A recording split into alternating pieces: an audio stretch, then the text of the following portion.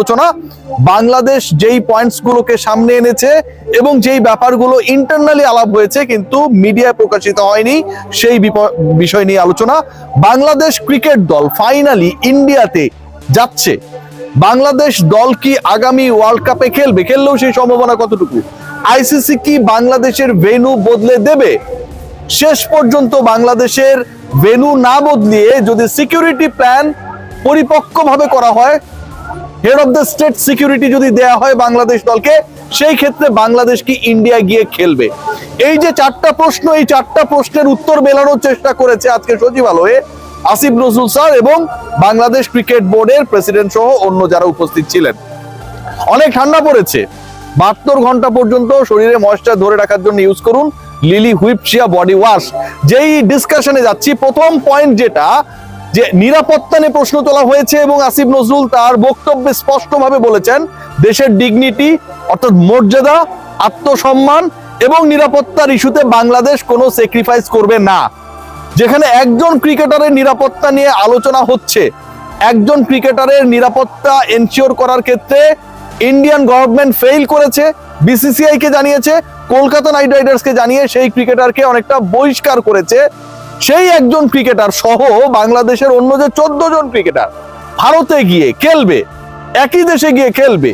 একজন ক্রিকেটারের খেলা নিয়ে যেই দেশের মৌলবাদী অর্গানাইজেশনস গুলো হুমকি দিয়েছে, ধমকি দিয়েছে, যখন পুরো একটা দল যাবে, এই ঘটনা ঘটার পর তখন সেই দলের প্রতি থ্রেটটা তো আরো বাড়বে। সেই দলের সাথে ক্রিকেট লাভার্সরা যাবে, জার্নালিস্টরা যাবে, তাদের নিরাপত্তা কে দেবে? দেশের সম্মান, আত্মসম্মান, মর্যাদা, নিরাপত্তা, এই যে 3-4টা জায়গা রয়েছে, এটাকে বিসর্জন দিয়ে বাংলাদেশ ওয়ার্ল্ড কাপ খেলতে ইন্ডিয়া যাবে না। Plain and simple. আসিফ নজরুলের বক্তব্য plain and simple. Aminul Islam Bulbul একটা গুরুত্বপূর্ণ কথা বলেছে, যে ব্যাপারটাকে এখন পর্যন্ত কোনো অনলাইন অফলাইন কেউ প্রপারলি কোট করে নাই। বুলবুল ভাই আমাকে অপছন্দ করে, তারপরে আমি বুলবুল ভাইকে সালাম দিতে চাই। বুলবুল ভাই, আসসালামু আলাইকুম। বুলবুল ভাই যে গুরুত্বপূর্ণ কথাটা বলেছে সেটা কি? তিনি বলেছেন যে এই ওয়ার্ল্ড কাপটা হাইব্রিড মডেলে হবে। কেন হাইব্রিড মডেলে আপকামিং ওয়ার্ল্ড কাপ হতে যাচ্ছে? এই কারণেই, ইস্যুটা ভাই সিকিউরিটি। সিকিউরিটি ইস্যুর কারণেই হাইব্রিড মডেলে বিশ্বকাপ হতে যাচ্ছে। ইভেন পাকিস্তান যদি বিশ্বকাপের ফাইনালে ওঠে, ফাইনাল ম্যাচটা ইন্ডিয়ায় না হয়ে শ্রীলঙ্কায় হবে। সিকিউরিটি ইস্যুতে যদি একটা বিশ্বকাপ হাইব্রিড মডেলে হয়, তাহলে সিকিউরিটি নিয়ে ভ্যালিড কোয়েশ্চেন তোলা একটা ক্রিকেট প্লেইং নেশন, একটা ক্রিকেট বোর্ড, এশিয়ার একটা গুরুত্বপূর্ণ দেশ যারা কোয়ালিফাই করে টি20 বিশ্বকাপে জায়গা করে নিয়েছে, সেই একই ইস্যুতে, সেই একই রিজনে, সেই একই সিকিউরিটির প্রশ্নে, নিরাপত্তার প্রশ্নে, তাদের ক্ষেত্রে কেন হাইব্রিড মডেল অ্যাপ্লিকেবল হবে না? খুবই ভ্যালিড পয়েন্ট। বুলবুল ভাই অনেকটা স্লোলি বলেছে, ঠান্ডাভাবে বলেছে যেমনটা তিনি, কিন্তু end of the day this is very valid and legit point. Security ইস্যুতে আপনি ইন্ডিয়ায় পাকিস্তানে খেলা দেবেন না, আবার সিকিউরিটি ইস্যুতে মুস্তাফিজকে কেন্দ্র করে যে ইনসিকিউর সিচুয়েশন ক্রিয়েট হয়েছে, তারপরও বাংলাদেশকে ইন্ডিয়া গিয়ে খেলা লাগবে। মগের মুল্লুক এটা, মগের মুল্লুক তো না। পাকিস্তান দল যদি সিকিউরিটি নিয়ে কোয়েশ্চেন তোলে, তাদের ব্যাপারে যদি আপনি বিকল্প ব্যবস্থা গ্রহণ করেন, বাংলাদেশের প্রশ্ন তোলাটা কোয়াইট লজিক্যাল। সো এক্ষেত্রে একইভাবে অ্যাপ্লাই করতে হবে। সেই ব্যাপারে কিন্তু আইসিসি এবং একই সাথে বিসিসিআই তারা প্রপারলি কোনো স্টেপ নেননি। আসিফ নজরুল আরেকটা গুরুত্বপূর্ণ কথা বলেছেন, খেয়াল করে দেখবেন পুরো বক্তব্যটা শুনলে।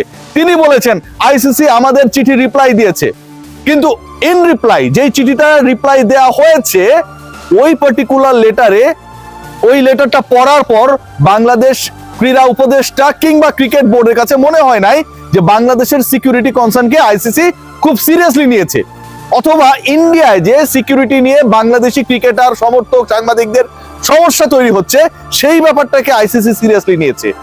আসিফ নজরুল স্যারের বক্তব্যের মধ্যে তার যে ভাষণটা ছিল, সেখানটায় কিন্তু এই অংশটা ছিল। তার মানেটা কি দাঁড়াচ্ছে? তার মানে দাঁড়াচ্ছে যে ICC is not eager to ensure the security বাংলাদেশের, এবং তারা বাংলাদেশকে বাধ্যই করতে চায়। যেহেতু এই প্রশ্ন তুলেছে কোন কোন জায়গায় সমস্যা, একটু আমাদেরকে ডিটেইল বলেন। মানে দুনিয়ার সবাই জানতেছে রে ভাই, যেই বাচ্চাটা নতুন ক্রিকেট খেলা শুরু করেছে সেও জানে ভারতে বাংলাদেশের নিরাপত্তা সমস্যা রয়েছে।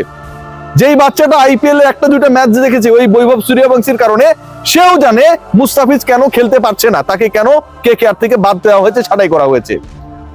ইন্টারন্যাশনাল ক্রিকেট কাউন্সিল আইসিসি কে আমাকে বোঝাতে হবে, 17 পৃষ্ঠার রচনা লিখে বোঝাতে হবে যে এই কারণ এর পেছনে 23টা পয়েন্ট রয়েছে, লাস্ট পয়েন্টটা হচ্ছে এটা, ফার্স্ট পয়েন্ট হচ্ছে এটা, এই কারণে আমরা আসতে পারবো না।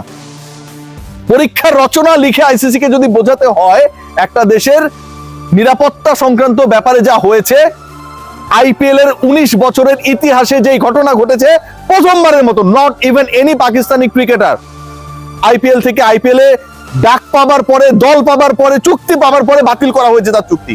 পাকিস্তানের কোনো ক্রিকেটারের ক্ষেত্রে সেটা হয় নাই। প্রথম আসরে পাকিস্তানি ক্রিকেটাররা খেলেছিল, তারপর থেকে এরা খেলে না, তাদেরকে ডাকা হয় না। আপনি একজন ক্রিকেটারকে নিলেন, ডাকলেন, 3 সপ্তাহ পর আপনার মনে হলো তাকে ঘাট ধাক্কা দিয়ে বের করে দিবেন, তারপর আপনি সিদ্ধান্ত নিলেন আর জাতি হিসেবে আমরা সেটা মেনে নেব? Definitely not. আইসিসি যখন এই রচনা লিখার জন্য আহ্বান করে বাংলাদেশ ক্রিকেট বোর্ডকে, আইসিসি যখন এই রচনা লিখার জন্য আহ্বান করে বিসিবির কাছে, সরকারের কাছে, এবং সরকার আজকে সম্ভবত সেই রচনাটা টাইপও করছে, তাদের তো কিছু করার নাই রে ভাই। আইসিসি যেহেতু চেয়েছে তাদের দিতে হবে। এন্ড অফ দ্য ডে এটা লজ্জার ক্রিকেট বিশ্বের জন্য, আইসিসির জন্য, যে তারা আসলে কি দেখছে। খুব সহজ হিসাব ভাই, খুব সহজ হিসাব। দেখুন, বাংলাদেশের সাম্প্রদায়িক সম্প্রীতি নিয়ে প্রশ্ন তুলে যদি মুস্তাফিজের খেলা বন্ধ করা হয়, তাহলে বাংলাদেশ ক্রিকেট দলের যে খেলোয়াড়রা খেলে তাদের নেতা হচ্ছে লিটন কুমার দাস, ভিন্ন ধর্মের একজন। আমরা সবাই লিটনকে সাপোর্ট করি, he is our hero. Indian national cricket টিমে কয়েকজন মুসলমান ক্রিকেটার রয়েছে। মোহাম্মদ সিরাজকে, মোহাম্মদ সামিকে যেভাবে আগারকাররা বাদ দিয়ে দিয়েছে, বাংলাদেশ ক্রিকেট দলে নির্বাচকদের নিয়ে আমরা অনেক ট্রল করতে পারি, সৌম্য কিংবা লিটনদের ক্ষেত্রে সেটা অ্যাপ্লাই করা হয় না। যে কারণে লিটন কুমার দাসরা বাংলাদেশের পুরো নেশনের ক্যাপ্টেন হয়ে ইন্ডিয়ায় খেলতে যাওয়ার প্রিপারেশন নিয়েছিল। আর একই কারণে সাম্প্রদায়িকতার বিষ বাষ্প যেই নেশনের মধ্যে সবচেয়ে বেশি, সেই দলে মুসলমান কোন ক্রিকেটারে 15 সদস্যের দলে ঠাঁই হয় না। আজকে তারা যখন এরকম সিচুয়েশন ক্রিয়েট করে, আইসিসি যখন প্রচ্ছন্ন ভাবে পরিচালিত হয় ভারত সরকার দ্বারা, স্বরাষ্ট্রমন্ত্রী নিরাপত্তার দায়িত্বে সবচেয়ে বড় একটা রোল প্লে করে, তার সন্তান হচ্ছে আইসিসির চেয়ারম্যান, খেয়াল করে দেখুন। এবং সেই আইসিসি বাংলাদেশকে চিঠি লিখছে যে বাংলাদেশের নিরাপত্তার জায়গায়, নিরাপত্তাহীনতার জায়গায়, প্রশ্নের জায়গায় পয়েন্টস গুলো কি কি।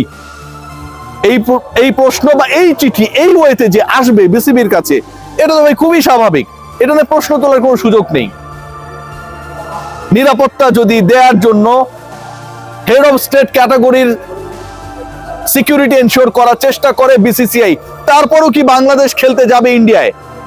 ভারতের মাটিতে কি বাংলাদেশ খেলবে? প্রশ্ন করেছিলাম শুরুতে, উত্তরটা হচ্ছে no. There is no chance that Bangladesh will play their World Cup matches in the soil of India. No chance. 0%. তাহলে ভেন্যু পরিবর্তন হয়ে যাবে, শ্রীলঙ্কায় ম্যাচেস হবে, বাংলাদেশ সেখানে গিয়ে খেলবে, সেটার চান্স কতটুকু? সেটাও 0%। তাহলে কি আপকামিং ওয়ার্ল্ড কাপে বাংলাদেশ খেলবে না? আপকামিং ওয়ার্ল্ড কাপে বাংলাদেশের ভবিষ্যৎটা কি? বাংলাদেশকে ছাড়াই কি বিশ্বকাপ হবে? সেই প্রশ্নের উত্তর যদি আমাকে দিতে বলেন, আমি বলবো এই পরিস্থিতি যদি না বদলায়, আইসিসি যদি যৌক্তিক এই কারণগুলোকে মেনে না নেয়, তাহলে বাংলাদেশের পরের বিশ্বকাপে দেখার সম্ভাবনাটাও 0%। কি একটা অবস্থা! ক্রিকেটের মধ্যে, খেলার মধ্যে রাজনীতি ঢুকে গেছে। একজন ক্রিকেটারকে কেন্দ্র করে যে ঘটনা ঘটেছে, এটা পুরো জাতিকে ছোট করা। একজন ক্রিকেটারকে কেন্দ্র করে ভারত যা করেছে, এটা পুরো ক্রিকেটের সেন্টিমেন্টকে, স্পিরিটকে, ফিলসফিকে ছোট করা। এবং এই ঘটনাগুলোর সুষ্ঠু সমাধান যারা করবে, এই ঘটনাগুলো তদন্ত যারা করবে, এগুলোর এগেইনস্টে যারা অ্যাকশন নেবে, তারা যখন এগুলোর ক্রিয়েটরদের সাথে কোনো না কোনো ভাবে জড়িত হয়, তখন সেখান থেকে আপনি সুফল পাবেন না কোনোভাবেই। সবাই ভালো থাকবেন, take great care. Upcoming world কাপে বাংলাদেশের অংশগ্রহণের চান্সেস ইজ ভেরি লো, নাই বললেই চলে। কারণ বাংলাদেশকে আলটিমেটলি বাধ্য করার চেষ্টা করা হবে ইন্ডিয়ার মাটিতে খেলার, বাংলাদেশ এটা মানবে না। এবং বাংলাদেশের দাবি মেনে শ্রীলঙ্কাতে বাংলাদেশের ম্যাচেস রিশাফল করার যে দায়িত্ব, যে রেসপন্সিবিলিটি, সেটা আবার আইসিসি করবে না।